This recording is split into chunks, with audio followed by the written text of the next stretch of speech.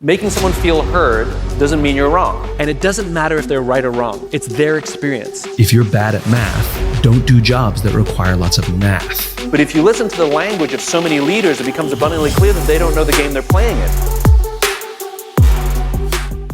We don't teach active listening. We don't teach executives or any employee in our company how to make someone else feel heard, feel understood, feel seen, which is where it starts. And if that can happen, then all kinds of trust builds and all the other things start to break away.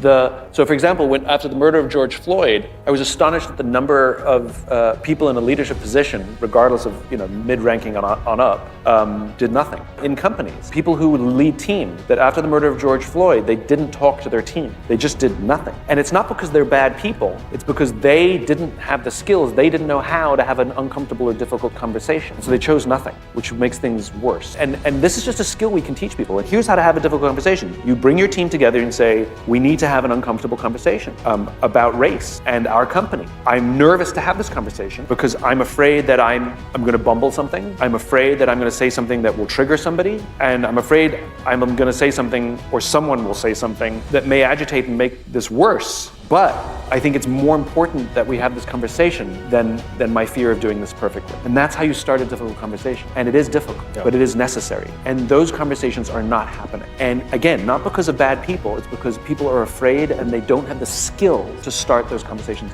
And it is the responsibility of leaders, because that's why we call you leader. We call you leader because you go first. Not because you're in charge, but because you go first. First to the unknown, first to the difficult, first to the danger. And it is our responsibility as a corporation to empower and educate our leaders to do the things that they need to do with their team. Of course, up on high, same thing. I think that's where it begins. There's a tremendous lack of listening in our nation. So listening is a trust-building exercise, right? If you're in take it down to a personal relationship. If you've ever had a romantic relationship, a loved one, making someone feel heard doesn't mean you're wrong. Saying sorry doesn't mean you're wrong. It just means you take accountability for your actions. And I think it is important that we attempt to hear them, make them feel heard. Doesn't mean we have to agree, but they have to feel heard. And listening is not hearing the words. It's making the other person feel that they were heard. We don't get to decide when hearing has happened, when listening has happened. They do. And by the way, it's not 100% successful either, because some people are just hell-bent on,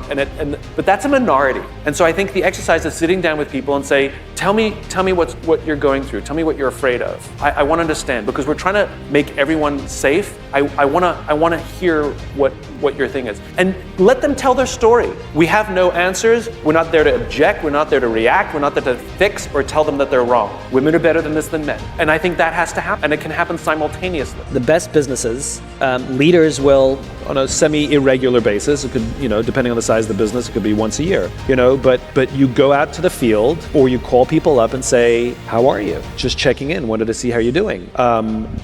Or tell me about, I want to learn about your career ambitions. How did you find yourself in this profession? Where do you want to go? What are your ambitions? Do you have kids? Do you have a family? Tell me something about you. Do you like working here? Can you give me what is something that we can do better? What's something that I'm not seeing?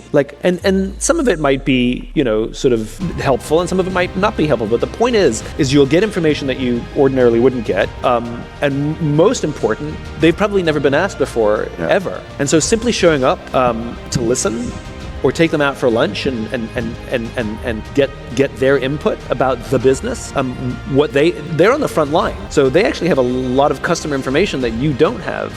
And so talking to them about what they're hearing, what they're seeing, what other business opportunities do you think they think there are? Listening is a big thing. Listening is active, and listening is very difficult. You should be, at the end of the day of listening, you should be exhausted, right? Because you're not listening for words, you're listening for meaning. And the goal of listening is not to prove that you heard. The goal of listening is that they feel heard, right? And so you don't have to agree with everything and you don't have to like everything. You have to take it in. You can ask clarifying questions. But remember, they're going to take a risk to tell you something. And if you receive it graciously, they'll tell you more and more and more, and you'll develop a relationship where honesty and truth becomes the currency. If you're defensive or you attempt to correct or dismiss what they say, they'll shut down and they'll tell you what you want to hear or tell you nothing, because that's the condition you created. And so good listening sounds like this. Can you tell me, are there things in this business that you think that we can do better? And it doesn't matter if they're right or wrong. It's their experience. And you don't have to agree. We always say that if you have an emotional response, if it makes you angry or upset, it's probably true. If you feel nothing about what they said, then maybe they misunderstood, but you can still take it all in, write it down and say, tell me more, go on, what else? And that's basically your entire job. What else, go on? And you'll walk away the list and you'll be like, I knew these things already, these things I didn't know, these things, it's just a bit of a bitch fest, that's okay, everybody has that. But you'll walk away with some information, but most importantly, they feel heard. I don't believe in the concept of strengths and weaknesses. Everything has context. I believe we have attributes, we have characteristics that we have to know, and in some contexts, those attributes are strengths, and in sometimes they're weaknesses. So I'll give you the example that I like to use all the time because it's funny, is I am chronically disorganized. I'm very disorganized, right? You are? Terribly, yeah. And I've always thought of this as a weakness. Simon, what are your weaknesses? I'm disorganized, right? Yeah. So I was at a networking event many years ago, in the early days of my career, and I met a guy and he was like, Simon, you're fantastic, would love to work with you, here's my card. And if I was organized, I'd be texting from the cab on the way home or emailing the next day when I get to work, of course. But I'm disorganized. I lost the business card almost immediately, right? 2 weeks later, I found the business card at the bottom of a briefcase. And so I emailed him. I said, I don't know if you remember me. We met 2 weeks ago. I'd love to reconnect. And he wanted to work with me more because he thought I was busy. He thought there was such high demand from me. Yes, that's why you took so long to... Right? That's why it took so long. Yes. So is being disorganized a strength or a weakness? The answer is it depends. In that context, it was actually a strength. In different contexts, when somebody says, I need you to get this done by this time, it can be a liability. So what stacking the deck means is putting yourself in situations where your attributes are more likely to reveal themselves as strengths and try and avoid situations where your attributes are more likely to pull you back. Right? So stacking the deck is not about cheating. It's about making sure that you're in the right place that make you strong, avoiding the places that make you weak. So for example, if you're bad at math, don't do jobs that require lots of math. Right?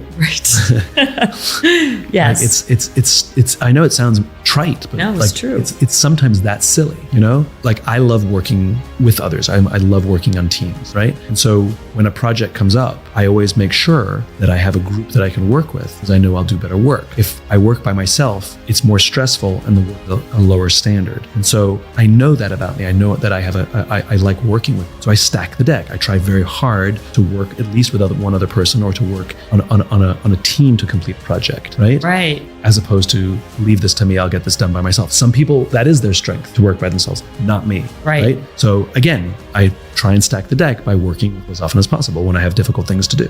We're players in infinite games every day of our lives, whether we know it or not. Like, you're not going to win your marriage, right? You can't be number one in your marriage. Number two, for sure, but never number one. Nobody wins education. You can come in first for the finite amount of time you're at school where we agreed upon the time frame and we agreed upon the metrics called grades, but nobody wins education, nobody wins healthcare, nobody wins career, and definitely no company is declared the winner of business, right? But if you listen to the language of so many leaders, it becomes abundantly clear that they don't know the game they're playing in. They talk about being number one, being the best, or beating their competition. Based on what? Based upon what agreed upon metrics, objectives, or timeframes. And this is a problem because when we play with a finite mindset in an infinite game, when you play to win in a game that has no finish line, there are predictable and consistent outcomes. The big ones being the decline of trust, the decline of cooperation, and the decline of innovation. Like when Circuit City went bankrupt, Best Buy didn't win anything. All that happened is they lost one of the players, other players fill the gap, and they have to learn to reinvent because now Amazon's a new competitor, and now they have to completely change the way they want to play. Otherwise, they'll fall out of the game as well. And so this was profound for me because when I started to apply that definition to my work and the business world, it became abundantly clear that starting in the late 70s, early 80s, our nation was the way we distorted capitalism. Like Adam Smith capitalism that made this country great and made it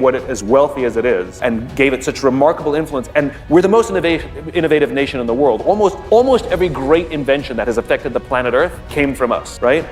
Which is astonishing. Modern inventions. Clearly, mathematics wasn't ours. But you start to see the dismantling of that infinite mindset that Adam Smith and Thomas Jefferson and all these folks embrace. Thomas Jefferson was a huge fan of Adam Smith. And you start to see this more finite-mindedness, the rise of shareholder supremacy, where a disinterested external constituency becomes more important than a customer or an employee, which is like a coach of a team team trying to make a great team by taking advice from fair-weathered fans and ignoring the needs of players. I mean, that's kind of what that is. You see the rise of things like using mass layoffs on a regular basis to balance the books. We were profitable, just not as profitable as we had promised, so all of you lose your jobs. Oh no, you've been great. It's not a meritocracy, you know? And you start to see the steady drumbeat over the course of the past 30, 40 years where we have actually been dismantling the awesomeness of American capitalism. I'm a die-hard capitalist, just not the form that we've created. Right. And it's very, very recent. It's very, very modern. And Jack Welch is the poster child for that form of capitalism, you know? Gordon Gekko, but he's a fictional character. And we've seen the result, which we've seen massive backlash. We've seen the decline in the lifespan of companies, right? It went from 60 years to now, which is 17 years, the average lifespan of a company. We've seen declines in innovation. We've seen disengagement from employees. We've seen lack of loyalty from employees. We complain about young people that,